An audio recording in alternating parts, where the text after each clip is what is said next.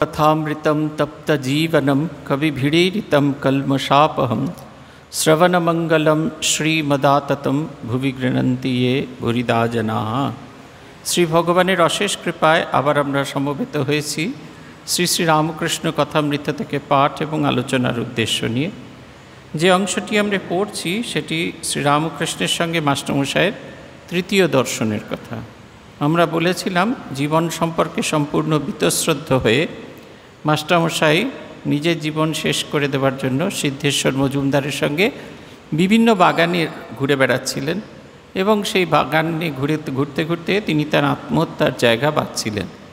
এমনভাবেই পরমহংসের বাগানে এসে উপস্থিত হন, যে বাগানে রাসমণির বাগানে এসে উপস্থিত হন, যেখানে তিনি এক পরমহংসের দেখা পান এবং তাকে দেখে জীবনের নতুন অর্থ তিনি খুঁজে পান এবং তিনি আবার করে জীবনকে নতুন করে দেখতে শুরু করেন।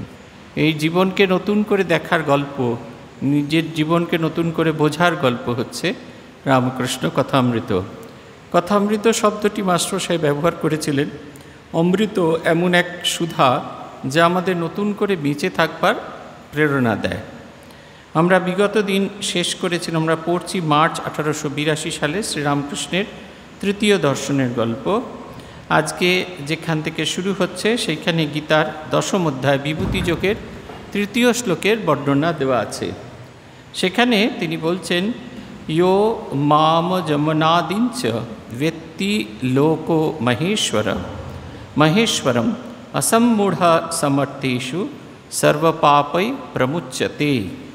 এই অধ্যায়ের শুরু হয়েছে এই বিখ্যাত শ্লোকটি দিয়ে, যেখানে ভগবান বলছেন ইয়ো মাম, যিনি আমাকে অমনাদিঞ্চ অনাদিন, আমাকে অনাদি বলে মনে করে না, আমাকে যে মনে করে যে আমি অনাদি, আমার শুরু আছে কিন্তু শেষ নেই, পুরাকালেও ছিলাম, এখনও আছি, আগামী দিনেও থাকব। এই যে আমার আদি খোঁজার চেষ্টা করে না, যে জানে যে আমি সেই অনাদি শক্তি। তারপরে বলছেন অজম, জন্মরহিত, আমাদের যেরকম মৃত্যু হলে আবার কর্মফল অনুযায়ী আমরা নতুন নতুন জন্ম প্রাপ্ত হই, আমরা নিয়ত প্রার্থনা করে থাকি যে জন্ম থেকে যেন মুক্ত হয়ে থাকি, কিন্তু এই জন্ম মৃত্যুর চক্র থেকে বেরোনো ছাড়া আমাদের কিন্তু আর কোনো উপায় নেই। এটা একবারে খুব পরিষ্কার কথা। কিন্তু ভগবান তিনি জন্ম মৃত্যুর চক্রের বাইরে। আর কি বলছেন, ব্যক্তি লোক মহেশ্বরম। মহেশ্বরম শব্দের অর্থটা হচ্ছে কল্যাণকারী। শিব শব্দের অর্থ হচ্ছে কল্যাণকারী, যিনি জানেন। ব্যক্তি মানে জানা, যিনি জানেন। এই জগৎ সমূহের আমি হচ্ছি কল্যাণকারী একমাত্র শক্তি। এই সত্যটা যিনি জানেন, এই সত্যটি সম্পর্কে যিনি অবহিত আছেন। অসম্মূঢ় সমর্থেষু সর্বপাপৈ প্রমুচ্যতে। তিনি এই জগৎ কীরকম না, মোহে আবিষ্ট। আমাদের সবসময় মোহা আবিষ্ট করে রাখে এই জগৎ। এই মহা আবিষ্ট জগৎ যে আমাদের সবসময় মোহের মধ্যে আবিষ্ট করে রাখে। চতুর্দিকে প্রচুর আকর্ষণ। আমরা যতই ভালো হওয়ার চেষ্টা করি, যতই জীবনকে অন্যভাবে দেখার চেষ্টা করি, কিন্তু জগতের এমন একটা দিক আছে, জগৎ সবসময় আমাদের সেই জায়গার ভেতরে আবিষ্ট করে রাখে এবং এই আবিষ্ট করে রাখে বলেই তার পাকচক্রে আমরা সবসময় পড়ে যাই এবং পাকচক্রে পড়ে গিয়ে আমরা গোলমাল করে ফেলি। গীতার 3য় অধ্যায় কর্মযোগে অর্জুন শ্রীকৃষ্ণকে বলছেন, অথ কেন প্রযুক্ত ইয়ম পাপম চরতি পুরুষ অনিচ্ছন্নপি বার্ষ্ণীয় বলাদিব নিয়োজিত। আমি খারাপ হতে চাই না, এ কথা আমাদের সবার কথা। আমরা কেউ খারাপ হতে চাই না, সবাই আমরা ভালো হতে চাই, কিন্তু কে যেন জোর করে বলপূর্বক আমাকে খারাপ দিকে নিয়োজিত করে। অথ কেন প্রযুক্ত ইয়ম, জোর করে আমাকে সেই দিকে নিয়ে যায়। বলছেন এই মহাবিষ্ট জগৎ যিনি আমাকে এরকম জানেন, তিনি এই জগৎ থেকে কি হন, তিনি সর্বপাপই প্রমুচ্যতে। তার যাবতীয় কর্ম সমস্ত নষ্ট হয়ে যায়, তার সমস্ত পাপ, যার কৃতকর্ম যে বন্ধন, যে কর্মের বন্ধন আমাদের নিয়ত বন্ধনে আবদ্ধ করে রেখেছে, সেই কর্মের বন্ধন থেকে মুক্ত হন এবং এই জগৎ সংসারে জন্ম মৃত্যুর চক্রে ফিরে আসতে পারেন না। কেন এই শ্লোকটার অবতারণা করছেন, এই অধ্যায়ের শুরুতে অবতারণা করছেন কেন? সেটা দেখতে গেলে একটু আমাদের পেছনের দিকে তাকিয়ে দেখতে হবে। পেছনে কি, আগের দিন শ্রীরামকৃষ্ণদেব বলছেন, বদ্ধজীবেরা সংসারে কামিনী কাঞ্চনে বদ্ধ হয়েছে, হাত পা বাঁধা। আবার মনে করে যে সংসারের এই কামিনী কাঞ্চনেতেই সুখ হবে আর নির্ভয় থাকবে, জানে না যে ওতেই মৃত্যু হবে। বদ্ধজীব যখন মরে তার পরিবার বলে, তুমি তো চললে, আমার কি করে গেলে। আবার এমনি মায়া যে প্রদীপটাতে বেশি সলতে জ্বললে বদ্ধজীব বলে, তেল পুড়ে যাবে, সলতে কমিয়ে দাও। ওদিকে মৃত্যুশয্যায় শুয়ে আছে। বদ্ধজীবেরা ঈশ্বর চিন্তা করে না। যদি অবসর হয় তাহলে হয় আবোল তাবোল ফালতু গল্প করে, নয় মিছে কাজ করে। জিজ্ঞাসা করলে বলে, আমি চুপ করে থাকতে পারি না, তাই বেড়া বাঁধছি। হয়তো সময় কাটে না দেখে তাস খেলতে আরম্ভ করে। সকলের হাস্য। আমি গতদিন উদাহরণ দিয়েছিলাম যে তখন সবে রুমেল, সুপার সাইক্লোন রুমেল এসেছিল। তারপরের দিন আমরা সার্ভে বেরিয়েছিলাম, সমীরবাবু আমাদের সঙ্গে ছিলেন। সেই সার্ভেতে গিয়ে দেখছি যাওয়ার পথে একটা জায়গায় যে কালকেই যে প্রাণঘাতী এই সুপার সাইক্লোন এসেছিল, মনে হচ্ছিল আমরা মারা পড়ব। পরের দিন সকালে গিয়ে দেখছি যে এই নিয়ে তা কারুর কোনো মাথা ব্যথা নেই। আগের দিন সুপার সাইক্লোন চলে গেছে, মানে মৃত্যু আমার শিয়রে এসেছিল, স্পর্শ করে বেরিয়ে গেছে। পরের দিন আর আমাদের কোনো চিন্তা নেই। 4 জন মহিলা বসে রাস্তার উপরে লুডোটা পেতে খুব জমিয়ে লুডো খেলছেন। এমন মগ্ন হয়ে লুডো খেলছেন যে আমাদের গাড়িটা বেরোতে পারছে না সেই জায়গাটাতে, সে নিয়ে তাদের কোনো ভাবনা চিন্তা নেই। আগের দিন যে মৃত্যু এসে মাথার উপর নাচছিল সেই স্মৃতিটাও তাদের কাছে নেই। এমন নিশ্চিন্ত নির্ভার হয়ে 4 জনে বটে 2 চক্কা পুট খেলে চলেছেন। এই হচ্ছে কথা। এটা হচ্ছে আমাদের জীবনের গল্প। আমরা সবাই মনে করি যে এই যে সমস্যা থেকে কেটে যাব, ব্যাস এই আর কোনো দিন আমাকে স্পর্শ করবে না। হে ভগবান, কোনো রকমে আমাকে পাশ করিয়ে দাও। আমাদের সেই অঙ্কর কাঁচা ছেলেটার মতো, যে যখন পরীক্ষার দিন হাপিয়ারলি আসে ভগবানের ছবিটা গিয়ে ভালো করে কষে ধরি, এইবারটা কোনো রকমে পাশ করিয়ে দাও।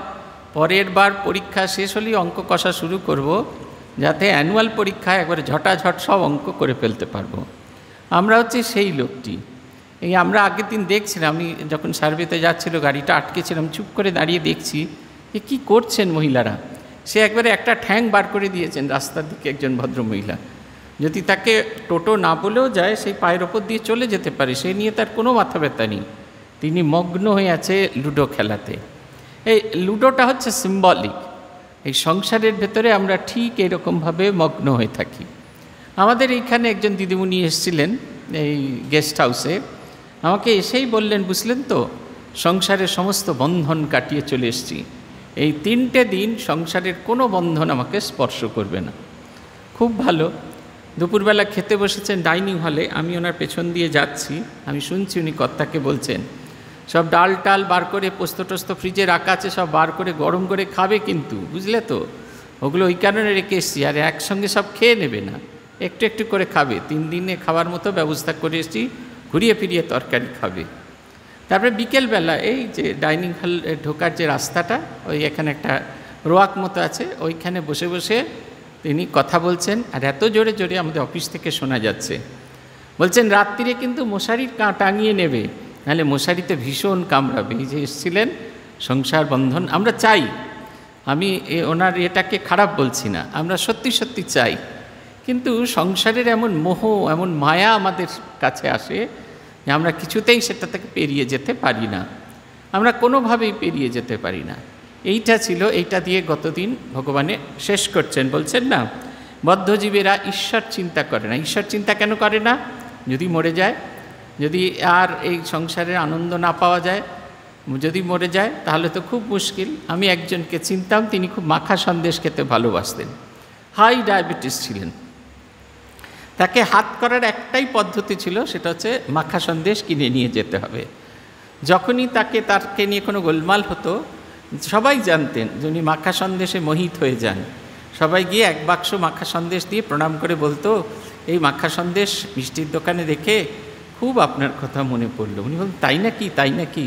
তারপরে সেই মাখা সন্দেশ ওনাকে দেয়া হতো, যা যা কাজ করেছে লোকটি সেটি সব তিনি ভুলে গেলেন, তাকে সব পুরো ক্ষমা করে দিলেন। তারপরে সেই লোকটি খালি যাবার অপেক্ষা, গেলেই তিনি একটু একটু করে মাখা সন্দেশ খেতে শুরু করে দিতেন। আমরা যারা ছোট ছেলেরা ওনার কাছাকাছি থাকতাম, আমাদের একটু একটু করে সেই 25 পয়সার রসগোল্লা যতটুকু হয় অতটুকু দিয়ে দিয়ে বলতেন, তোমাদের না দিয়ে আমি খেতে পারি না, আর তোমরা যাও, এখন তোমরা বিশ্রাম করো। আর সেই একটু একটু করে মাখা সন্দেশ খেতেন। আমরা যখন বিশ্রাম করে মানে চা খেয়ে ফিরে এসে দেখতাম ডাস্টবিনে মাখা সন্দেশের বাক্সটা পড়ে আছে, আর তিনি ভোঁস করে মালিশে মাথা দিয়ে ঘুমোচ্ছেন। এই যে মাখা সন্দেশ, এই জগতের আকর্ষণ আমাদের সব সময় এইটার মধ্যে ফেলে রাখে। আমরা বুঝতে পারি না জগৎ আমাদের একটু একটু করে গিলে ফেলছে, আমরা বুঝতে পারি না। এই অবতারণা, এই যখন প্রসঙ্গ ছিল তখন একজন ভক্ত প্রশ্ন করছেন, মহাশয় এরূপ সংসারী জীবের কি উপায় নেই? তাহলে এরা কি এরকমভাবে জন্ম মৃত্যুর চক্রের মধ্যেই পড়বে? আচ্ছা, আমি বুঝলাম আমার নয় সংসারের প্রতি খুব আকর্ষণ আছে, তাহলে কি কখনো ভগবানের প্রতি আমার আকর্ষণ হবে না? কখনো কি আমি ভগবত চিন্তা করতে পারবো না? এটা আমাদের সকলেরই প্রশ্ন। ঠাকুর বলছেন অবশ্যই উপায় আছে। যে অবশ্যই কথাটা খুব ইম্পর্টেন্ট, একেবারে ডেফিনেটলি বলছেন আছে, উপায় আছে, অবশ্য উপায় আছে। মাঝে মাঝে সাধুসঙ্গ ও মাঝে মাঝে নির্জনে থেকে ঈশ্বর চিন্তা করতে হয় আর বিচার করতে হয়, তার কাছে প্রার্থনা করতে হয়, আমাকে ভক্তি বিশ্বাস দাও। এই হচ্ছে কথা। মাঝে মাঝে সাধুসঙ্গ মানে সন্ন্যাসীদের কাছে যেতে হবে তা নয়, যাকে দেখলে ইষ্টের উদ্দীপন হয়। আমাদের উপুদা মহারাজ ছিলেন, খুব ভালো কবিতা লিখতেন। তার সেই কবিতা পঙ্গতে বেলুড় মঠে পড়া হতো। সেখানে একটা কবিতা ছিল, সাধুসঙ্গ সর্বশাস্ত্রে কয়, সাধুসঙ্গ বিনা ইষ্টে ভক্তি নাহি হয়, যাহারে দেখিলে ইষ্টের উদ্দীপন হয়, তাহারে জানিও তুমি সাধক নিশ্চয়।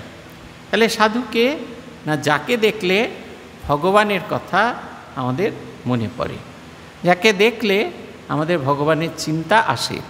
আজকেই সকালে বলছিলাম, তখনও পর্যন্ত বেলুড় মঠে ওই পাখা মানে একবারে পোর্টেবল পাখা আসেনি। পূজনীয় ভূতেশানন্দজি মহারাজ এই রকম ভীষণ গরমের দিনে গঙ্গার ধারের যে রাস্তা সেইখানে পায়চারি করতেন। ওনাকে এত পা হাঁটতে হতো, বলা ছিল এখনকার মতো তো রিস্ট ওয়াচ ছিল না, গুনে গুনে এতগুলো পা হবে।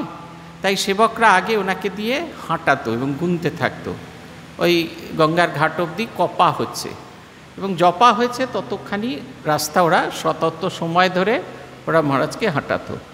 এবং একটা তালপাতার পাখা ছিল, সেইটা দিয়ে মহারাজের পেছন পেছন একজন যেতেন। মহারাজ দরদর করে ঘামতেন। মহারাজের যতটা জল খেতেন এবং যতটা জল বেরিয়ে যেত, এই জল যতটা বেরিয়েছে ততটা অনুযায়ী জল খেতে দেওয়া হতো, কিন্তু ঘামের তো কোনো কাউন্টিং হতো না। সেই কারণে মহারাজের সবসময় জল শরীরে কম হয়ে যেত। এই পাখা দিয়ে হাওয়া করা হচ্ছে যাতে ঘাম না হয়। মহারাজ একবারে নির্বিকার মজা করছেন, গল্প করছেন, সব করছেন। এর 1-2 বছর বাদে দেখলাম জাপানিরা মহারাজকে একটা পোর্টেবল ফ্যান দিয়েছে, এই চার্জেবল। সেই পোর্টেবল ফ্যান, সেইটা নিয়ে একজন সেবক পেছন পেছন যায়। মহারাজ ঠিক একই রকম আছেন, আগেও যেরকম মজা করতেন, পাখার হাওয়া খেতে খেতে গরমে দরদর করে ঘামতে ঘামতে মজা করতেন। এই যে বাইরের গরম ঠান্ডা, এটা কোনো কিছুই তাকে স্পর্শ করছে না, কোনো কিছু তাকে ছুঁয়ে যাচ্ছে না। এই হচ্ছে কথা। এই ঈশ্বর হলেন সেই রকম। আমরা যেমন সামান্য আমাদের একটুখানি মাথা থেকে একটু যদি আমাদের স্ট্যান্ডার্ডের চেয়ে কিছু কম হয়, সঙ্গে সঙ্গে আমাদের মন উতলা হতে থাকে। সাধক হচ্ছে সেই ঈশ্বরের ভাব তার মধ্যে প্রকাশ, সে সদ্ভাবস্থায় শান্ত স্থিমিত, যাকে দেখলে যে ঈশ্বর বই আর অন্য কোনো কিছু জানে না, জগতের কোনো কিছু দিয়ে যাকে আকর্ষণ করা যায় না। ছোট ছেলে যখন মাকে চায়, মায়ের কোলে চড়তে চায়, লজেন্স দিলে, ভালো ভালো মিষ্টি দিলে, কোনো কিছু দিয়ে তাকে আকর্ষণ করা যায় না। ওই যে স্থিতিটা, ওইটা হচ্ছে আমাদের মনের অবস্থা। তখন ওই সাধকের ওই রকম ভাব হয়। 2 হচ্ছে মাঝে মাঝে নির্জনে থেকে ঈশ্বর চিন্তা করতে হয়। এই নির্জন বাস, এটা খুব ইম্পর্টেন্ট জিনিস। সবসময় যে ঘর ছেড়ে গিয়ে জঙ্গলে থাকলেই নির্জন বাস হবে তা নয়। এটারও একটা অভিজ্ঞতার কথা বলি। বেলুড় মঠের স্বেচ্ছাসেবকদের নিয়ে এই 12 দিনের জন্য আমরা একটা ট্যুর করেছিলাম। প্রথমে সামলাতাল গেলাম, তারপরে মায়াবতী গেলাম, তারপরে আলমোড়া। আমার ছেলেবেলায় দেখার মায়াবতী আর ধাড়িবেলায় দেখার মায়াবতীর মধ্যে অনেক ফারাক। নতুন গেস্ট হাউস হয়েছে, আমাদের ভলেন্টিয়াররা সব সেই গেস্ট হাউসে আছেন। ওরা আমাকে জোর করে ওদের গেস্ট হাউসে নিয়ে গেলেন। ওদের নাকি প্রেয়ার হলটা খুব সুন্দর, খুব সুন্দর, এরকম বড় ঘরের মতো প্রেয়ার হল, লাল কার্পেট, ওয়াল টু ওয়াল পাতা রয়েছে, আর তাতে একটা ইয়ের ওঙ্কার, ওই যে কী বেশ বলে, একটা ফাইবারের ওঙ্কার আছে, আর একদিকে লম্বা বেঞ্চ আছে গদি দেওয়া, সেখানে বসেও জব করতে পারেন, আর মেঝেতে কার্পেট পাতা আছে তাতে বসেও জব করতে পারেন। যে প্রেয়ার হলে পরপর যে দুটো ঘর, সেটা আমাদের স্বেচ্ছাসেবকদের। তারপর থেকে পরপর ঘর আছে, গেস্টরা আছে। আমরা বেশ মন শান্ত করে জব করতে বসেছি, হঠাৎ করে শুনছি একজন চিৎকার করে বলছে, আরে কি সুন্দর ঘর রে, কি ভালো ঘর, এত সুন্দর, এরকম জানতাম না, এর পরের বার সবাইকে নিয়ে চলে আসবো। তিনি কিন্তু নির্জনেই গেছেন, মায়াবতী গিয়েছেন শান্ত হয়ে, মন প্রাণ বদ্ধ করে ভগবানকে ডাকবেন বলে একজন আমাকে লিখেছেন, পরশুদিনই লিখেছেন তার অভিজ্ঞতার কথা। তিনি খুব লিখছিলেন যে মায়াবতীতে যাব, আমার খুব ইচ্ছে, একবারে মন প্রাণ এক করে সাধন ভজনে একবারে ডুব দিয়ে থাকবো। তিনি আমাকে লিখলেন, গিয়ে থেকে চেষ্টা করে যাচ্ছি অহর্নিশ জপ করতে, কিন্তু দীর্ঘদিনের অনভ্যাস আমাকে কিছুতেই অহর্নিশ জপ করতে দিচ্ছে না। পরিবেশ খুব শান্ত, কেউ বিরক্ত করার নেই, কিন্তু আমার মনটা সারাক্ষণের জন্য ভগবানে লিপ্ত হতে পারছে না। মন গিয়ে তাই লিপ্ত হওয়ার জায়গায় ক্ষিপ্ত হয়ে গেছে। এইটা হচ্ছে কথা, নির্জনে বাস, এটা নিজেকে অভ্যাস করতে হয়। সংসারের সব কাজে আছি, কিন্তু সেখান থেকে মনকে তুলে নিতে হবে। এই সব কিছুর ভেতরে আছি, অথচ কোনো কিছুর ভেতরে নেই। পূজ্যপাদ ভূতেশানন্দজি মহারাজ, তখন মঠ মিশনের প্রেসিডেন্ট, একদিন খাবার, বিশেষ পুজোর দিন, বিশেষ পুজোয় তো ঠাকুরকে অনেক রকম দেওয়া হয়, তারপরে ঠাকুরকে যা দেওয়া হয় সবই একটু একটু একটু করে ছোট ছোট বাটিতে করে প্রেসিডেন্ট মহারাজের জন্য নিয়ে যাওয়া হয়। উনি কোনোটাই খান না, উনি দেখেন, হয়তো ঠাকুরের অন্ন একটু নিলেন তার খাবারের সঙ্গে, একটুখানি হয়তো পায়েস নিলেন, তার বাইরে আর কিচ্ছু নেবেন না। সব নিয়ে যাওয়া হয়েছে, এত খাবার যে একজনের পক্ষে বয়ে নিয়ে যাওয়া সম্ভব নয়। আমাকেও নিয়ে যাওয়া হয়েছে, আমি সেই খাবার বয়ে নিয়ে গেছি। মহারাজ বসার ঘরে যেখানে বসে প্রণাম নিতেন সেইখানে বসে আছেন। বিজ্ঞান মহারাজের জন্মতিথি, রোদ্দুর এসে পড়েছে সেই ঘরের একটা কোণে, সেই কোণেতে তিনি চুপটি করে বসে আছেন জানলার দিকে তাকিয়ে। আমরা যে এতজন মিলে গিয়েছি, এতজনের মধ্যে গিয়েছি, তাকে দেখে বোঝা যাচ্ছে না যে তিনি আমাদের উপস্থিতিটা অনুভব করতে পেরেছেন। তিনি তার একটা অন্য জগতে আছেন, অথচ তিনি আমাদের ভেতরেই রয়েছেন। রঙ্গনাথানন্দজির কাছে আমরা গিয়েছি, আজ তো বেলুড় মঠে শ্রী শ্রী ঠাকুরের কৃপায় ফলহারিণী কালী পূজা আজকের দিনে পরম পূজনীয় প্রেসিডেন্ট মহারাজ, নতুন যে প্রেসিডেন্ট মহারাজ হয়েছেন, এই বছরের ক্যান্ডিডেট যাদের সন্ন্যাস হয়নি তাদেরকে সন্ন্যাস দেবেন। তো এইরকম আমাদের যখন সন্ন্যাস হবে ঠিক হলো, আমরা পূজনীয় প্রেসিডেন্ট মহারাজের কাছে গেলাম। পূজনীয় প্রেসিডেন্ট মহারাজের কাছে যেতে মহারাজ সঙ্গে সঙ্গে আমাদেরকে, আমরা মহারাজকে বলতে গেলাম যে আমাদের সন্ন্যাস অ্যাকসেপ্টেড হয়েছে, আমরা একসঙ্গে 8 জন সন্ন্যাস পাবো বেলুড় মঠ থেকে। আমরা গিয়ে দেখলাম মহারাজ বই পড়ছেন। কি বই পড়ছেন? লীলা প্রসঙ্গ, ইংরেজিতে, শ্রীরামকৃষ্ণ দ্য গ্রেট মাস্টার। বইটা এত বছর পড়েছেন, এতবার পড়েছেন, সে বইটা একবারে হলুদ হয়ে গেছে, কিন্তু সেই বইটাই তিনি পড়ছেন, অন্যদিকে ঘুরে পড়ছেন, অন্যদিকে তাকিয়ে তিনি পড়ছেন, আর এমনভাবে পড়ছেন যে বাইরের কোনো কিছু তাকে স্পর্শ করছে না। আমরা 8 জন মানুষ যে ঘরের ভেতরে ঢুকেছি, তার সেবক ঢুকেছে, তিনি কিচ্ছু বুঝতে পারছেন না। ছোট্ট একটা ঘর, আপনারা পুরনো প্রেসিডেন্ট মহারাজের যদি ঘর দেখে থাকেন, খুব ছোট্ট একটা ঘর, একটা খাট, একটা টেবিল চেয়ার, একটা দুটো আলমারি, এই তার ঘরে। তারপরে খুব সামান্য একটুখানি জায়গা থাকতো। সেই সামান্য জায়গাটার মধ্যে আমরা 8 জন ঢুকেছি, তার সেবক ঢুকেছে 9 জন ঢুকেছেন। মহারাজ দেওয়ালের দিকে মুখ করে বইটা পড়ছেন, Sri Ramakrishna the great master. 10 minute কেটে গেছেন, আমরা প্রত্যেকে দরজা ঠেলে ঠেলে ঢুকিয়েছি, কুঁচকাচ আওয়াজ হয়েছে, কোনো কিছু তাকে স্পর্শ করেন। তিনি ডুবে আছেন ওই বইটার ভেতরে, যেটা করছেন তার মধ্যে ডুবে আছেন, সব কিছুর ভেতরে আছেন, অথচ তিনি কোনো কিছুর ভেতরে নেই, কোনো কিছু তাকে স্পর্শ করছে না। এটা হচ্ছে একটা অপূর্ব জিনিস। এই হচ্ছে আমরা চোখের সামনে দেখেছি যে নির্জন বাস কাকে বলে।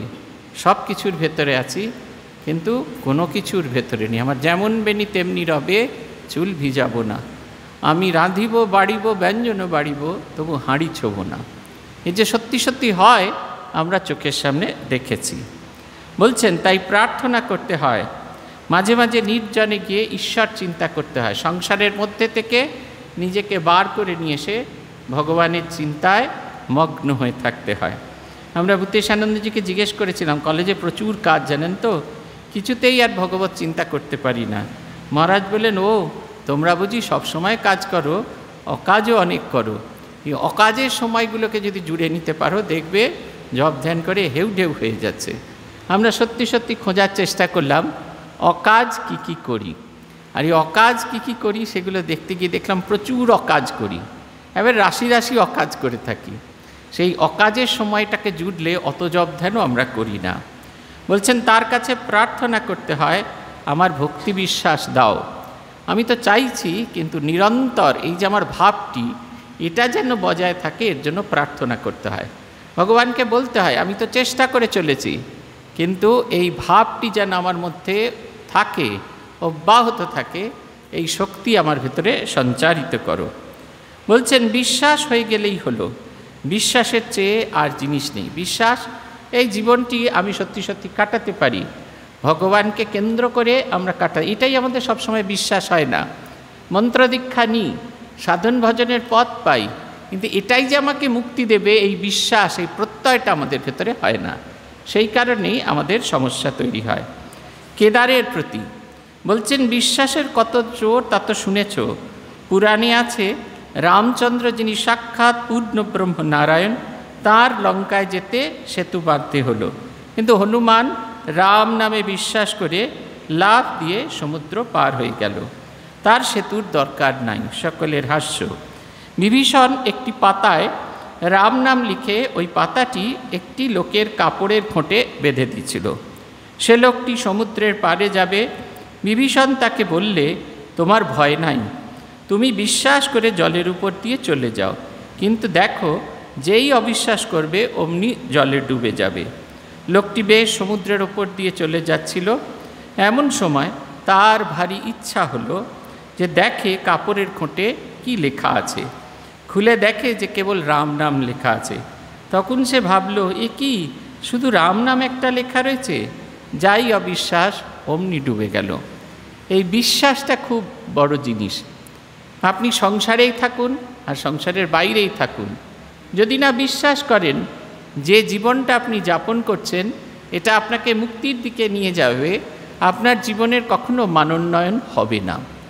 আপনি যদি বিশ্বাস করেন আপনার সন্তানদের যে আপনি রান্না করে খেতে দিচ্ছেন, সন্তানেদের স্বাস্থ্য হবে, সন্তানেরা শক্তিমান হবে, এইটা যতক্ষণ না আপনি বিশ্বাস করতে পারবেন আপনি কিছুতেই রান্নায় মন দিতে পারবেন না।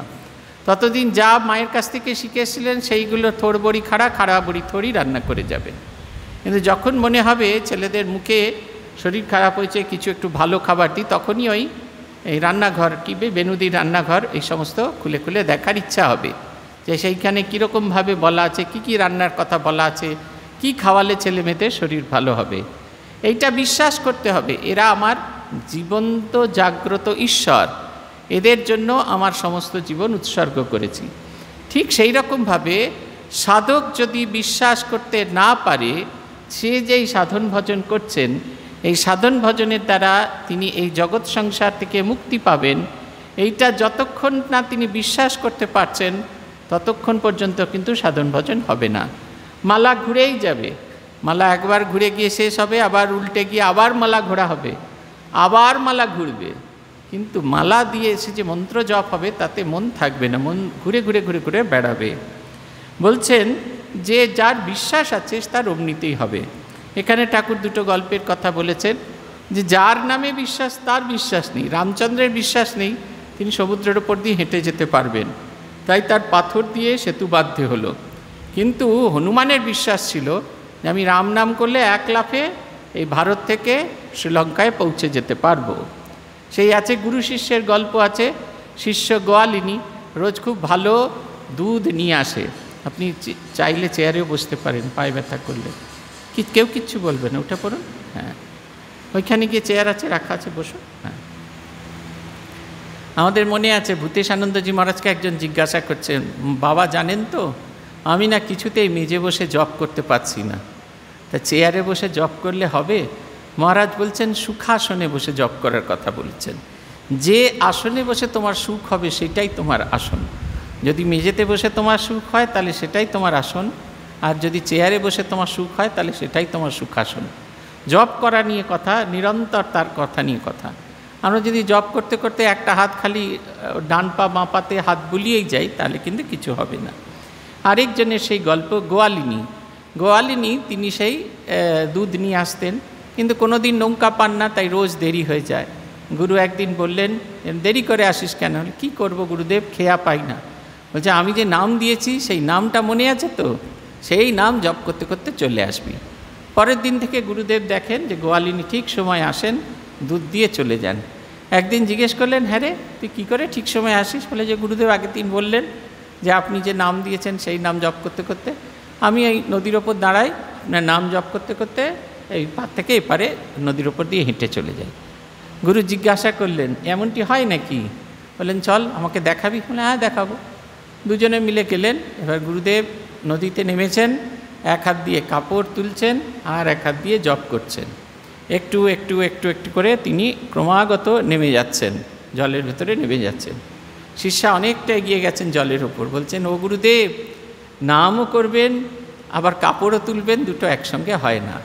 ভগবানের উপরই নির্ভরতা, বিশ্বাস, এইটি আমার চাই। বলছেন যার ঈশ্বরে বিশ্বাস আছে সে যদি মহাপাতক করে, গো ব্রাহ্মণ স্ত্রী হত্যা করে, তবুও ভগবানের এই বিশ্বাস বলে ভারী ভারী পাপ থেকে উদ্ধার হতে পারে। সে যদি বলে আর আমি এমনি কাজ করব না, তার কিছুতেই ভয় হয় না। একবার একটা ছোট্ট মিথ্যে কথা বলে ফেলেছিলাম পূজনীয় আত্মস্থানন্দজিকে। খুব জ্বর হয়েছে, পরপর কয়েকদিন ধরে খুব জ্বর হয়েছে, আর মহারাজ বলেছেন যার জ্বর হবে তাকে আমি বাড়ি পাঠিয়ে দেবো। আমার খুব জ্বর হয়েছে, মহারাজকে বলছি না, জ্বরের ওষুধও খাচ্ছি না, রোজ একটু একটু করে দুর্বল হয়ে পড়েছি। একদিন ক্লাসে, নাইট ক্লাসে যাওয়ার সময় আমার সঙ্গী ব্রহ্মচারীদের বলেছি যে তোমরা যখন ক্লাসে যাবে আমাকে ডেকে নিয়ে যাবে। আর আমি একটুখানি শুচ্ছি, এই একটুখানি শুচ্ছি বলতে ঘুমিয়ে পড়েছি। ঘুম যখন ভেঙেছে দেখছি কেউ কোথাও নেই। আমি দে ছুট জুতো পরার সময় নেই, ছুটতে ছুটতে ছুটতে ছুটতে মহারাজের কোয়ার্টারে গিয়ে পৌঁছেছি। গিয়ে দেখছি বিশেষ কিছু শুরু হয়নি, মাদুর পাতা হচ্ছে। ওই কাজটি আমি করতাম। মহারাজ জিজ্ঞেস করলেন আজকে দেরি যে? আমি বললাম বাথরুম গিয়েছিলাম। মহারাজ বললেন ও বাথরুম গিয়েছিলে? আর কিছু বললেন না। মাদুর টাদুর পাতা হয়ে গেল, আমরা বসে আছি, ক্লাস হচ্ছে, আর মহারাজ আমার দিকে মাঝে মাঝে তাকাচ্ছেন। হয়তো এমনিই তাকাচ্ছিলেন, কিন্তু আমার ভেতরের অপরাধ বোধ এত তীব্র হচ্ছে যে আমি কিছুতেই মহারাজের দিকে তাকিয়ে থাকতে পারছি না। তখন আমার মনে হতে থাকলো ক্লাস শেষ হয়ে গেলেই মহারাজকে বলবো যে আমাকে আপনি এবার যা, আমি সত্যিটা বলে দেবে, এবার উনি যা শাস্তি দেন, পরের দিন যদি বাড়ি পাঠিয়ে দেন বাড়ি পাঠিয়ে দেবেন, তবু আমি সত্যিটা মহারাজকে বলবো। কিন্তু প্রেস্টিজ জ্ঞান তো খুব তীব্র। সেই কারণে যখন ক্লাস শেষ হয়ে গেছে, ব্রহ্মচারী একে একে প্রণাম করে চলে যাচ্ছে, আমি মহারাজের মশারি গুঁজছি, মহারাজের চোখে রুমাল দিয়ে চোখ মুছতেন সেই রুমাল রাখছি, টেলিফোনের ওই পোর্টেবল যে টেলিফোন সেটা রাখছি। তারপর যখন সবাই চলে গেছে, মহারাজের চোখে ওষুধ দিয়েছিলাম, মহারাজ চোখ বন্ধ করে বসে আছেন। আমি মহারাজকে প্রণাম করে বললাম মহারাজ একটা খুব বড় অন্যায় হয়ে গেছে। মহারাজ বলছেন ওই বাথরুম যাওয়াটা তো। আমি ভাবছি যে কি এরপরে মানে বকুনিটা কি আসবে। মহারাজ খুব আস্তে আস্তে মৃদু স্বরে বললেন আমরা আসলে কেউ পারফেক্ট নই, পারফেক্ট হতে এসেছি। পারফেক্ট হয়ে থাকলে ওই পদ্ম ফুলের ওপর আমরাই বসে থাকতাম, আর ঠাকুর আমাদের সামনে পলতে পোড়া ঘোরাতেন, আর স্বামীজি হারমোনিয়াম বাজিয়ে খণ্ডন ভব বন্ধনও গাইতেন।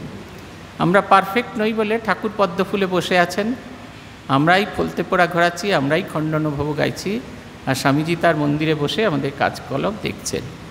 ভুল কি সেটা প্রথমে আইডেন্টিফাই করতে হয়, আর তারপরে ভগবানের কাছে প্রতিজ্ঞা করতে হয় এটা আর কখনো কোনো দিন করব না। ভগবানের কাছে প্রতিজ্ঞা তখনই হয় যখন আমাদের বিশ্বাস হয় যে তাকে সংকল্প করে করছি আর আমাদের কখনো কোনো ভুল হবে না। এই যে আমাদের ব্রহ্মচর্য সন্ন্যাস দীক্ষা হয় মধ্যরাত্রিরে হয়, তিনটে জিনিসকে সাক্ষী রাখা হয়। এক হচ্ছে অগ্নি, অগ্নিস্বরূপ শ্রীরামকৃষ্ণ। আমরা যখন হোম করি তখন অগ্নির নাম দেয়া হয়। আমরা বলি অগ্নিত্বম শ্রীরামকৃষ্ণ নামাসি, অগ্নি তোমার নাম দিলাম রামকৃষ্ণ, মানে অগ্নির তখন নাম হলো শ্রীরামকৃষ্ণ। এই অগ্নিকে সাক্ষী রাখি। অগ্নিস্বরূপ শ্রীরামকৃষ্ণকে সাক্ষী রাখি, ঠাকুরের বিগ্রহ তখন খোলা থাকে, দরজা খোলা হয়ে থাকে। 2 হচ্ছে বিগ্রহের প্রতিনিধি, শ্রীরামকৃষ্ণের প্রতিনিধি সংঘ গুরু, আর 3 হচ্ছে সংঘ, সংঘের সন্ন্যাসীরা থাকে। এই 3 জনকে সাক্ষী রেখে আমরা প্রতিজ্ঞা করি, এটি করব, এটি করব না, ওটি করব, ওটি করব না। আমাদের দীক্ষাও ঠিক তাই, অন্য কারুর সঙ্গে প্রতিজ্ঞা করি না। আমার সহযোগী ভাই যারা আমরা এসেছি, শ্রীরামকৃষ্ণ যাকে জীবনের গতি বলে মনে করেছি, আর তার প্রতিনিধি রূপে, গুরুরূপে যিনি আমার কাছে উপস্থিত হয়েছেন, এই 3 জনকে সাক্ষী রেখে আমরা প্রতিজ্ঞা করি, এই যে মন্ত্র পেয়েছি, এই যে সাধন পথ পেয়েছি, এটা নিয়ে জপ ধ্যান করি। আমাদের যদি বিশ্বাস থাকে তাহলে এই জীবনে যাবতীয় কর্ম বদল হয়ে যায়। একজন ভদ্রলোক দীক্ষা নিতে এসছেন বেলুর মঠে, গহনানন্দজি বড় একটা কথা বলতেন না, খুব কম কথা বলতেন। জিজ্ঞাসা করছেন তুমি কি করো? তিনি বললেন আমি এই করি। বললেন কখন ছুটি হয়? বলছে 4টে 4:30 না। তারপর কি করো? বলতে পারছে না তারপর কি করে। তারপর বাড়ি ফিরে এসে মুখ হাত পা ধুয়ে জামা কাপড় ছেড়ে একটু জল টল খান। তা সেটা তো আর গুরুকে বলতে পারছেন না। গুরু বলছেন, গহনানন্দজি বলছেন তারপর বলে আর কিছু নেই, তারপরই এখানে আসবে, এখানে এসে কাজ করবে। ভারী বিপদে পড়েছেন। তিনি এলেন, দেখা গেল তার জন্য পাঞ্জাবি, ধুতি সব জোগাড় করে রাখা আছে, এবং গহনানন্দজির চোখের সামনে যেখানে লাইন কন্ট্রোল, ক্রাউড কন্ট্রোল, সেইখানে তার ডিউটি পড়ল। তিনি খালি মুখে বলে চলেছেন এগিয়ে যান, এগিয়ে যান, এগিয়ে যান। আর দেখছেন মহারাজ তার দিকে এক দৃষ্টিতে তাকিয়ে আছেন, ভক্তদেরও দেখছেন, তাকেও দেখছেন। তার নিজের ভেতরে একটু একটু একটু একটু করে পরিবর্তন হয়ে গেল। যে নেশাটা সেই 16, 17, 18 বছরে হয়েছিল জল খাওয়ার, 48 বছরে গিয়ে সম্পূর্ণ চলে গেল। পরবর্তীকালে একদম চেঞ্জড ম্যান। শ্রীরামকৃষ্ণ বলছেন না, যার বিশ্বাস, ঈশ্বরে বিশ্বাস হয়েছে, সে যদি মহাপাতক করে, গো ব্রাহ্মণ স্ত্রী হত্যা করে, তবুও ভগবানের এই বিশ্বাসের বলে ভারী ভারী পাপ থেকে উদ্ধার হতে পারে। ঠাকুর বলছেন, এই বলিয়া ঠাকুর গান করলেন। এটা খুব ইম্পর্টেন্ট গান। এই গান ঠাকুর আমাদের গিরিশচন্দ্র ঘোষকে শুনিয়েছিলেন। গিরিশচন্দ্র ঘোষ তার কাছে এসেছেন, গিরিশচন্দ্র দেখেছেন তাকে। ঠাকুর আসছেন বলরাম বসুর বাড়িতে, এখন যেমন মাঝখানে গিরিশের বাড়ি, আগে গোটা রাস্তাটা জুড়েই গিরিশের বাড়ি ছিল। গিরিশ বেঞ্চিতে বসেছিলেন। ঠাকুরকে একজন পরিচয় করে দিলেন, উনি গিরিশচন্দ্র ঘোষ। ঠাকুর হাত জোর করে তাকে প্রণাম করলেন। গিরিশ যেমন বেঞ্চিতে বসেছিলেন সেরকমভাবেই প্রতি প্রণাম করলেন। ঠাকুর এগিয়ে চলেছেন বলরাম বসুর বাড়ির দিকে, আর গিরিশ এক অদ্ভুত আকর্ষণ অনুভব করছে। তার আর বেঞ্চিতে বসে থাকা হলো না। সে টুকটুক করে 1 পা 2 পা করে বলরাম বসুর বাড়ির দোতলায় এসে উপস্থিত হয়েছেন। সেইখানে গিরিশের সঙ্গে পরিচয় করিয়ে দেওয়া হলো। ঠাকুর কয়েকদিন আগে তার নির্দেশিত চৈতন্য লীলা নাটক দেখতে গেছিলেন। মুগ্ধ হয়ে তিনি বারবার সেই নাটক এবং নাট্যকারের প্রশংসা করছে। নাট্যকারকে কিন্তু তিনি দেখেননি, অথচ নাট্যকার তাকে দেখেছেন। নাট্যকার তার জন্য বক্সে ব্যবস্থা করেছিলেন। তারপর ওপরে গিয়ে দেখলেন যে ঠাকুর এক মনে বসে উইংসের দিকে তাকিয়ে আছেন, গরমে ঘামছেন। তখন একটা পাখাওয়ালা ঠিক করে দিয়ে তিনি চলে এসেছিলেন। ঠাকুরের সঙ্গে আর তিনি দেখা করেননি, কিন্তু ওই একটি দর্শন, একটি দিব্য দর্শন শ্রীরামকৃষ্ণের প্রতি আকৃষ্ট হয়েছিল। যখন তাকে পরিচয় করিয়ে দেওয়া হলো, এই সেই গিরিশচন্দ্র ঘোষ যে চৈতন্য লীলা নাটক লিখেছেন, ঠাকুর বলছেন কি আনন্দ আমরা সবাই পেলাম।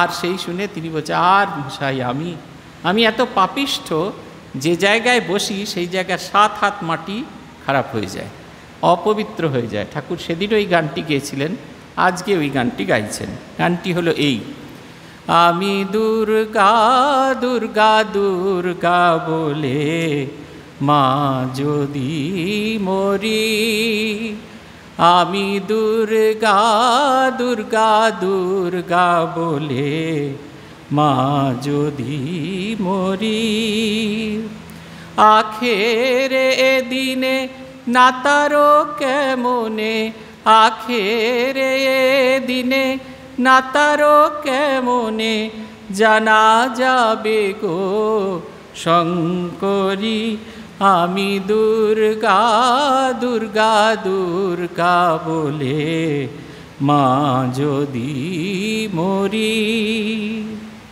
ঠাকুর এই গান গাইতে থাকলেন। তারপরে বলছেন, এই ছেলেটিকে দেখেছো? এখানে একরকম দুরন্ত ছেলে, বাবার কাছে বাবার কাছে যখন বসে যেমন জুজুটি, আবার চাঁদনিতে যখন খেলে তখন তার আরেক মূর্তি। এরা নিত্য সিদ্ধের থাক, এরা সংসারে কখনো বদ্ধ হয় না। একটু বয়স হলে চৈতন্য হয় আর ভগবানের দিকে চলে যায়। এরা সংসারে আসে জীবশিক্ষার জন্য। এদের সংসারের বস্তু কিছু ভালো লাগে না। এরা কামিনী কাঞ্চনে কখনো আসক্ত হয় না। বেদে আছে হোমা পাখির কথা, খুব উঁচু আকাশে সে পাখি থাকে, সেই আকাশেতেই ডিম পাড়ে, ডিম পাড়লে ডিমটা পড়তে থাকে, কিন্তু এত উঁচু যে অনেক দিন থেকে ডিমটা পড়তে থাকে। ডিম পড়তে পড়তে ফুটে যায়, তখন ছানাটি পড়তে থাকে। পড়তে পড়তে তার চোখ ফোটে ও ডানা বেরোয়। চোখ ফুটলেই দেখতে পায় সে পড়ে যাচ্ছে, মাটিতে লাগলে একেবারে চুরমার হয়ে যাবে। তখন সে পাখি মার দিকে একেবারে চোঁচা দৌড় লাগালো, দৌড় দেয় আর আরও উঁচুতে উঠে যায়। নরেন্দ্র উঠিয়া গেলেন। সভা মধ্যে কেদার, প্রাণকৃষ্ণ মাস্টার ইত্যাদি অনেকে আছেন। আগের দিনে গতদিন ঠাকুর এই উদাহরণ দিয়েছেন, নিত্য সিদ্ধের উদাহরণ দিয়েছেন। নিত্য সিদ্ধ কীরকম না, যারা এই সংসারে থাকে সংসারের মঙ্গলের জন্য, কিন্তু সংসারের কোনো বন্ধনে তারা পড়ে না। মদালসা, রানী মদালসার ছেলেপুলে ছিল। যখনই ছেলেপুলে হতো রানী মদালসা তার সেই বাচ্চাদের দোলনাটা দোলাতেন আর তাদের কানে একটি কথাই বলে যেতেন, তমসি নিরঞ্জনম, তমসি নিরঞ্জনম, তমসি নিরঞ্জনম। তুমি সেই নিরঞ্জন স্বরূপ। তো নিরঞ্জন মানে, অঞ্জন মানে কালী, নিরঞ্জন মানে যার গায়ে সামান্যতম কালী নেই। তুমি সেই মালিন্যরহিত পুরুষ, তোমার কোনো কিছুতেই মলিনতা নেই। সেই ছোট্ট থেকে সে শুনতে থাকে। আমরা যেরকম ছোট ছেলেদের বলি না, স্বামীজি বলছেন উদ্বোধন পত্রিকা বেরোবে, কি কি থাকবে কি কি থাকবে না। কি কি থাকবে না সেটার কথা বলতে গিয়ে বলছেন কোনো নেতিবাচক জিনিস থাকবে না। নাবাচক যদি কিছু থাকে সেটাকে ইতিবাচক করতে হবে, নম্বর 1। বলছেন কেন? বলছে দেখিসনি যে বাপ মা তার ছেলেদের বলে তোর দ্বারা কিছু হবে না, তুই কিচ্ছু পারবি না, তোর দ্বারা কিচ্ছু হওয়া সম্ভব নয়, তাদের ছেলেপুলোগুলো ওই রকম হয়ে যায়। এই যে আমাদের শিক্ষার আমরা অনেকেই পড়াই, এই বিষয়টা কখনো জাগাই না আমাদের ছাত্রদের মধ্যে। সে যে পারে তার দ্বারাই সম্ভব, সে চেষ্টা করলেই হয় এইটা করা। আমাদের একজন মাস্টারমশাই খুব বোর্ড ওয়ার্ক করাতেন, নিজে একদিকে কষতেন আর একটা চক দিয়ে ডেকে পাঠাতেন। আমরা ভুলভাল করতাম, উনি আবার দেখাতেন এইটা এরকমভাবে কর, এটা এরকমভাবে এইটা করো। তারপরে আমরা করতে পারতাম, উনি বললেন দেখ তুই করলি, আমি কিন্তু কিছু করিনি। অ্যাকাউন্টেন্সি পড়াতেন অতীনবাবু, আমাদের রোজ হোল্টাস দিতেন, পিঁচিয়ে পিঁচিয়ে অঙ্ক দিতেন, আর আপনাদের সেই মাথা একবারে চুলকে যেত তার সে উত্তর লিখতে লিখতে। কালো কালিতে সব উত্তর করে নিয়ে আসতে হবে আর সঙ্গে করে একটা করে লাল কালি নিয়ে আসতে হবে। তারপরে উনি এন্ট্রিগুলো বলবেন আর আমাদের ভুল হলে আমরা কেটে নতুন ঠিক এন্ট্রিটা তার গায়ে লিখব, আর যদি ঠিক থাকে তাহলে রাইট দেব। উনি বলতেন নিজেদের খাতাগুলো দেখ, আমি কিন্তু তোদের খাতা দেখিনি, এবার নিজেরা ঠিক কর কত নম্বর দিবি, দেখছিস তো তোরা কত ভালো জিনিস পারিস। আমাদের মধ্যে একটা কি অদ্ভুত কনফিডেন্স তৈরি হয়ে গেল 1 বছরের মধ্যে, যে বইতে যে অ্যাকাউন্টস আছে, যে অঙ্কগুলো আছে, এগুলো কিচ্ছু নয়, এগুলো সাধারণ জিনিস। টেস্ট পেপার ওটা কিচ্ছু নয়। আমাদের অতীনবাবুর অঙ্ক আমরা পারি, টেস্ট পেপারের অঙ্ক কিছুই নয়। অতীনবাবুর চেয়ে অনেক বাঘা বাঘা অঙ্ক অর্থ এই অ্যাকাউন্টসের না মানুষ মাস্টারমশাই আছেন, তাদের কত কঠিন কঠিন আছে, সেগুলো কিন্তু আমাদের কাছে কিছু মনে হতো না। তো ও ধরলেই হয়ে যাবে, কারণ ধরলেও হয়ে যেত। এই ভাবটা তিনি জাগাতেন। এরা হলো সেই নিত্যসিদ্ধ মানুষ। এরা কখনো সংসারের কোনো কিছুর ভেতরে পড়ে না। এরা নিজের আত্মস্বরূপ সম্পর্কে অবহিত আছে। এরা মানুষকে মুক্তির পথ দেখায় এবং সদা সর্বদা সেই মুক্ত অবস্থাতে থাকে। হোমা পাখির মতো বলছেন, ওপর থেকে পড়ছে, পড়েই চলেছে, কিন্তু তার মধ্যেই তার সেই রূপান্তর হচ্ছে, এবং সেই রূপান্তর থেকে যখন সে রূপান্তর হয় তার ভেতরেই ভাবটি জাগ্রত হয় যে মেঝেতে পড়লে তার সমূলে বিনাশ হবে, তখন সে আবার মুক্তির দিকে এগিয়ে যায়। এই বোধটা আমাদের থাকা খুব জরুরি। শ্রীরামকৃষ্ণ বলছেন, দেখো নরেন্দ্র গাইতে বাজাতে পড়াশোনায় সবটাতেই ভালো। সঙ্গে সেদিন কেদারের সঙ্গে তর্ক করছিল, কেদারের কথাগুলি কচ কচ করে কেটে দিতে লাগলো। ঠাকুরও সকলের হাস্য। মাস্টারের প্রতি, ইংরেজিতে কি কোনো তর্কের বই আছে গা? মাস্টার বলছে, আজ্ঞা হ্যাঁ, ইংরেজিতে ন্যায়শাস্ত্র বা লজিক আছে। এই দেখুন আবার শ্রীরামকৃষ্ণের আরেকটা অন্য ছবি। একবারে কিচ্ছু জানেন না, কিচ্ছু বোঝেন না, বাচ্চা ছেলে, এইরকম তার প্রেজেন্টেশনটা, একবারে বাচ্চা ছেলের মতো। জিজ্ঞেস করছেন ইংরেজিতে কিছু ন্যায়শাস্ত্র বলে কোনো আছে কিছু, মানে এই তর্কের বই কিছু আছে? বলছেন লজিক আছে। শ্রীরামকৃষ্ণ, আচ্ছা কীরকম একটু বলো দেখি। এই যে জানবার ইচ্ছা, শাস্ত্রে এটি একটি খুব বড় জিনিস, সেটা হচ্ছে তত্ত্ব জিজ্ঞাসু। শাস্ত্র বলছে যদি আপনি শুধু আপনাকে সাধক হলে হবে না, আপনাকে তত্ত্ব জিজ্ঞাসু হতে হবে। যে বিষয়টা নিয়ে চর্চা করছেন সেই বিষয়টা আরও গভীরে যাওয়ার ইচ্ছাটা আমাদের মধ্যে থাকা দরকার। এই গভীরে, বিষয়ের গভীরে যাওয়ার যদি ইচ্ছা আমাদের মধ্যে না থাকে তাহলে কিছুতেই হবে না, আমরা একটা জায়গায় দাঁড়িয়ে থাকব। শ্রীরামকৃষ্ণের সেই বিখ্যাত গল্পটার কথা চিন্তা করুন। একজন কাঠুরে কাঠ কাটছিল, ব্রহ্মচারী তাকে বলল এগিয়ে যাও। সে যখন এগিয়ে গেল সে দেখল চন্দনের বন। সে প্রচুর চন্দন কাঠ কাটলো, প্রচুর অর্থ উপার্জন করলো, বাড়িতে ফিরে এলো। তারপরে একদিন বাড়িতে বসে বসে তার মনে হলো যে কাঠুরে তো তাকে এগিয়ে যাওয়ার কথা বলেছিল, থেমে থাকার কথা তো বলেনি। তখন সে আবার যেখানে চন্দন বন ছিল তারপরে এগিয়ে গেল। প্রথমে তামার খনি পেল, তারপরে রূপার খনি, তারপরে সোনার খনি, তারপরে এই যে তত্ত্ব জিজ্ঞাসু মন, এটি হওয়া খুব জরুরি। এই দেখুন, এই লজিক পড়ে ঠাকুরের কিছুই হবে না। আমরা দেখব লজিকের পড়ার পরে যখন ঠাকুর জানলেন তার কীরকম একটা রিয়াকশান হতো, সেটা আমরা দেখব। কিন্তু এই যে জানার ইচ্ছা, এই তত্ত্ব জিজ্ঞাসু মন, এটা আমাদের সাধকের হওয়া দরকার। মাস্টারমশাই এইবার মুশকিলে পড়িলেন, বলিলেন এরকম আছে, সাধারণ সিদ্ধান্ত থেকে বিশেষ সিদ্ধান্তে পৌঁছানো যায়। সব মানুষ মরে যাবে, পণ্ডিতেরা মানুষ, অতএব পণ্ডিতেরা মরে যাবে। আরেক রকম আছে বিশেষ দৃষ্টান্ত বা ঘটনা দেখে সাধারণ সিদ্ধান্তে পৌঁছানো। ও কাকটি কালো, এ কাকটি কালো, অতএব যত কাক দেখছি সব কালো, অতএব সব কাকই কালো। এই যে একটা উদাহরণ দেখে সাধারণ সিদ্ধান্ত থেকে বিশেষ সিদ্ধান্ত থেকে সাধারণ সিদ্ধান্তে পৌঁছানো। আর আরেকটা হচ্ছে জগৎ জীব মরণশীল, পণ্ডিত মরণশীল, অতএব সবাই মারা যাবে। এই একটা সাধারণ সিদ্ধান্ত থেকে বিশেষ সিদ্ধান্তে উপনীত হওয়া। কিন্তু এরকম সিদ্ধান্ত করলে ভুল হতে পারে, কেননা হয়তো খুঁজতে খুঁজতে আরেক দেশে সাদা কাক দেখা গেল। আরেক দৃষ্টান্ত, যেখানে বৃষ্টি সেইখানে মেঘ ছিল বা আছে, অতএব এই সাধারণ সিদ্ধান্ত হলো যে মেঘ থেকে বৃষ্টি হয়। আরও এক দৃষ্টান্ত, এ মানুষের 32 দাঁত, ও মানুষের 32 দাঁত, আবার যে কোনো মানুষ দেখছি তারই 32 দাঁত আছে, অতএব সব মানুষেরই 32 দাঁত আছে। এইরূপ সাধারণ সিদ্ধান্তের কথা ন্যায়শাস্ত্রে আছে।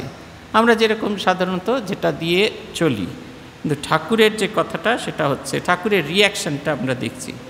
শ্রীরামকৃষ্ণের কথাগুলি শুনিলেন মাত্র, শুনিতেই অন্যমনস্ক হইলেন।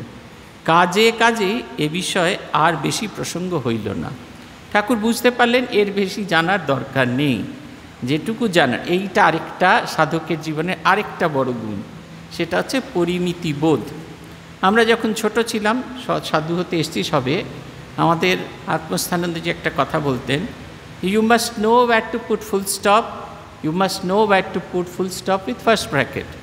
যারা প্রুফ দেখেন তারা এর বিষয়ে তারা জানেন যে কোথায় ফুল স্টপ দিতে হয়। ফুল স্টপ মানে এই বাক্যটা এইমাত্র শেষ হলো, কিন্তু এরপরে আরও কিছু আসবে।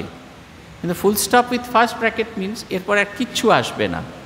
বলছে সাধকের কেন, প্রত্যেক মানুষের এটা জানা দরকার, কোথায় থামবো, কোথায় একেবারে থেমে যাব। এই পরিমিতি বোধটা, এটা সাধকের জীবনের একটা অন্যতম অঙ্গ। আমার তো মনে হয় শুধু এটা সাধকের জীবনের নয়, মানুষের জীবনের একটা খুব বড় অঙ্গ হচ্ছে পরিমিতি বোধ। কোথায় থামবো, কতটুকু থামবো, কতটুকু বললেই ঠিক আছে, তারপর আর সেটাকে টানবো না। এই বোধটা আমাদের ভেতরে থাকা দরকার। এটা থাকে না বলে আমাদের সংসার জীবনও নষ্ট হয়, আমাদের সাধক জীবনও নষ্ট হয়। আমরা কতটুকু করব, কতটুকু সবার সামনে হবে, কতটুকু সবার পেছনে হবে, এইটা আমরা জানি না। আমরা মনে করি যে আসলে আমাদের ওই বোধটা আসে না। তার কারণ হচ্ছে আমরা সবার সামনে নিজেকে এক্সপোজ করতে চাই, আমি সাধক, মানুষ জানুক, আমি তোমার চেয়ে একটা অন্য পথে আছি, এটা লোকে জানুক।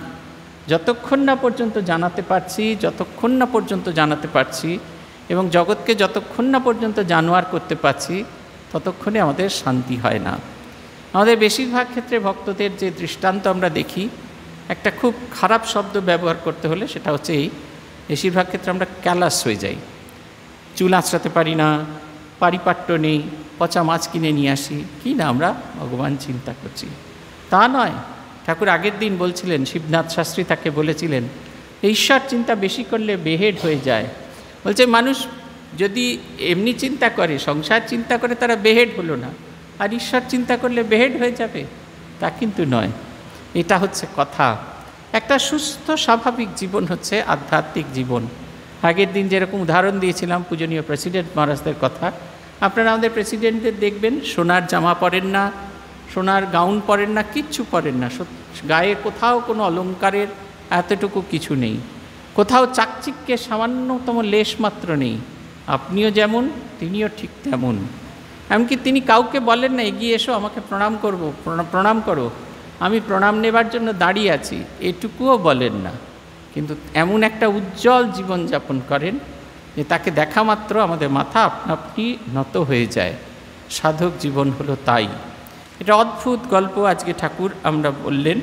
ঠাকুর বলছেন সংসারী বিষয় লোকেদের অবশ্যই ঈশ্বর চিন্তা হয়, মাঝে মাঝে সাধুসঙ্গ করতে হয়, নির্জনে গিয়ে ঈশ্বর চিন্তা করতে হয়, আর বিচার করতে হয়। বিচারটা খুব ইম্পর্টেন্ট জিনিস। বিচার এই কারণে করতে হয়, আমরা বুঝতে পারি না কোনটা নিত্য আর কোনটা অনিত্য, কোন জিনিসটা থাকবে কোন জিনিসটা থাকবে না। দেখবেন প্রত্যেক দিন আমরা পরিবর্তন হয়ে যাচ্ছি, সকালে যেরকম ছিলাম বিকেলে সেরকম নেই, বয়স বেড়ে যাচ্ছে, 6 ঘন্টা আমার বয়স বেড়ে যাচ্ছে, গোটা আয়ুষ্কাল থেকে 6 ঘন্টা কমে যাচ্ছে, অথচ আমরা কিছুতেই বুঝতে পারছি না যে শেষের সময়টা ঢঙ্কা মারতে আরম্ভ করছে। যে পথে চলেছি সেই পথ সম্পর্কে আমাদের একটা বিশ্বাস থাকা দরকার। যার ঈশ্বরে বিশ্বাস আছে যে আমি তাকে ধরেছি মানে আমি ধীরে ধীরে আমার পরিবর্তন হয়ে যাবে, তার হয়।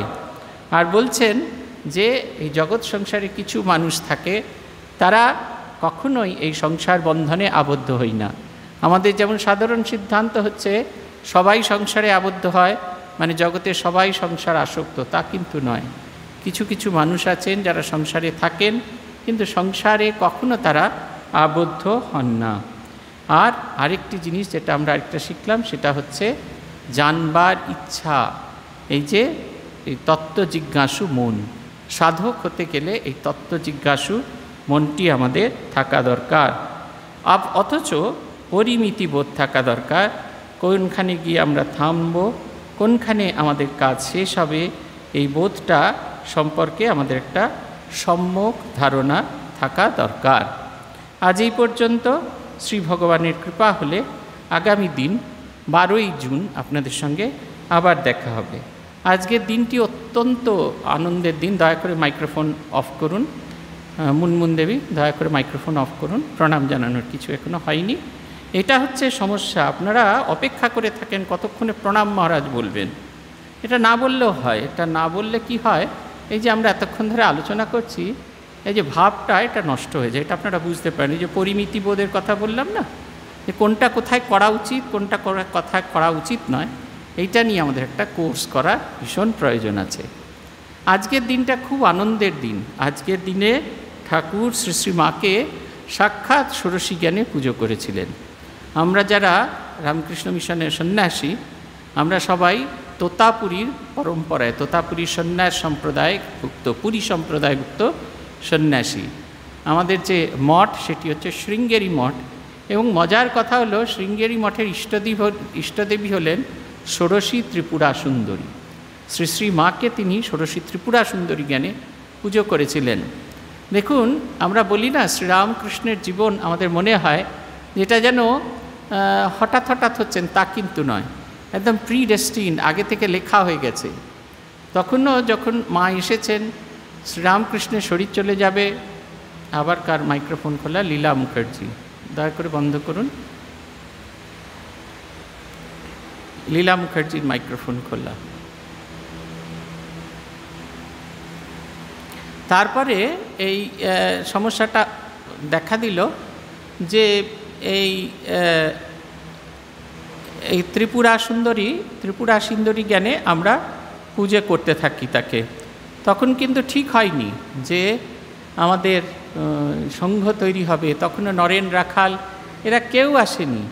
এমনকি এদেরকে কেন্দ্র করে, শ্রীরামকৃষ্ণকে কেন্দ্র করে যে আগামী দিনে একটা নতুন ধর্মসংঘ তৈরি হবে, এটার কথাও কেউ ভাবিনি। তথাপি একটা শ্রীরামকৃষ্ণ সেদিন তাকে পুজো করলেন ত্রিপুরা সুন্দরী জ্ঞানে।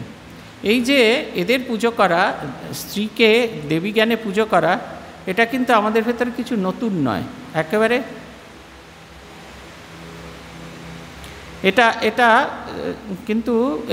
এটা কিন্তু নতুন কিছু নয়, পুরনোই। আপনারা যদি ইন্দাসে গৌরী পণ্ডিতের বাড়িতে যান, তাহলে গৌরী পণ্ডিতের বাড়িতে গিয়ে দেখবেন সেইখানে গৌরী পণ্ডিত তার স্ত্রীকে নবমীর দিন দেবী জ্ঞানে পুজো করতেন। এই যে স্ত্রীকে পুজো করা এটা নতুন কিছু নয়, কিন্তু স্ত্রীকে ইষ্ট দেবী জ্ঞানে পুজো করা এটা একেবারে নতুন আইডিয়া। এই জিনিস আর এর আগে কখনো আমাদের দেশে হয়নি, আগামী দিনেও হবে কি না সে নিয়ে যথেষ্ট সন্দেহ আছে। শ্রীরামকৃষ্ণ একটি নতুন জিনিস আমাদেরকে দেখালেন, একটি নতুন ভাব আমাদের মধ্যে জাগ্রত করালেন, একটা নতুন জগৎকে আমাদের সামনে খুলে ধরলেন। এবং এই আজকের দিনটা যদি আমাদের সংঘের ইতিহাসকে বলা হয়, তাহলে অবশ্যই আজকে এই ফলহারিণী কালী পুজোর রাত্রিটি, এটি আমাদের সংঘের যেমন দুর্গা পুজোয় যে দেবী প্রতিমা তৈরি করার সময় আমরা যে কাঠামো পূজা করি, এই সংঘের কাঠামো বা ভিত্তি প্রতিষ্ঠার দিবস। এই দিন শ্রীরামকৃষ্ণ আনুষ্ঠানিকভাবে শ্রীমা সারদা দেবীকে পুজো করে তার ভেতরের অন্তর্নিহিত দেবীত্বকে জাগ্রত করে আমাদের সংঘকে এক দেবীর হাতে উৎসর্গ করে দিয়েছিলেন, যার হাতে আমাদের সংঘ সুরক্ষিত থাকবে। শ্রীমা সারদা দেবীকে বলা হয় শ্রী শ্রী ঠাকুরের ইচ্ছা মূর্তি। শ্রীরামকৃষ্ণ যেমনটি চেয়েছিলেন মা ঠিক তেমনটি হয়েছেন। মা পরবর্তীকালে বলছেন, একজন জিজ্ঞাসা করছেন, পূর্বাপূর্ব অবতারে শক্তি চলে যাওয়ার পরে ব্রহ্মের লীন হয়েছেন, এই অবতারে এই উল্টোটা কেন হলো? মা বললেন, আসলে মা জানো তো, জগতে সকলের প্রতি ঠাকুরের মাতৃভাব ছিল, সেই মাতৃভাব বিকাশের জন্য তিনি আমাকে রেখে গেছেন। পুরুষকে মা হিসেবে কল্পনা করাটা খুব কঠিন, কিন্তু মাকে মা হিসেবে কল্পনা করাটা ঠিক ততটা কঠিন নয়। সেই কারণে আমাদের মতো ফাঁকিবাজদের জন্য একটা সহজ সাধনার পথ শ্রীরামকৃষ্ণদেব উন্মুক্ত করে দিয়ে গেলেন। আজ হচ্ছে সেই দিন। সেই কারণে আজকের দিনটি খুব গুরুত্বপূর্ণ। আমাদের নতুন মহারাজ প্রেসিডেন্ট হওয়ার পরে সেই কারণে এই দিনটিকে বেছে নিয়েছেন। যেহেতু ঠাকুরের জন্মতিথিতে সন্ন্যাস হয়নি, অনেকগুলো দিনের অপশান দেওয়া ছিল, তার মধ্যে আজকের দিনটিকে তিনি বেছে নিয়েছেন সন্ন্যাস দেওয়ার জন্য। এই ফলহারিণী কালী পুজোর রাত্রির এই রাত্রে তিনি নতুনদের, এই আমাদের ব্রহ্মচারীদের নতুন জীবনে উৎসর্গ করবেন, শ্রীরামকৃষ্ণের কাছে উৎসর্গ করবেন, যাতে তারা বহুজন হিতায় বহুজন সুখায় জগতে বাস করে।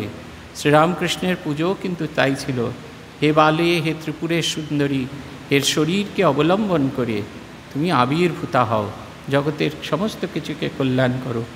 এর ভেতরে সেই আদি মূলা শক্তির যেন জাগরণ ঘটে। আজ এই পর্যন্ত। ওম নিরঞ্জনম নিত্যম অনন্তরূপম ভক্তানুকম্পাধৃত বিগ্রহম বৈ ঈশাবতারম পরমেশমিড্যম তং রামকৃষ্ণম শিরসা নমামি।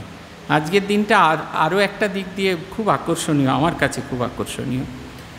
অন্য দিন 1:150 হয় আর কি, মানে আপনারা যারা অন্য পারে আছেন 150 থাকেন, আর এপারে আমরা একজন থাকি, সমীরদা, অর্ঘ্য আর আমি, আর কখনো কখনো ব্রহ্মচারী মহাজ সন্ন্যাসী মহাজে উপস্থিত হন।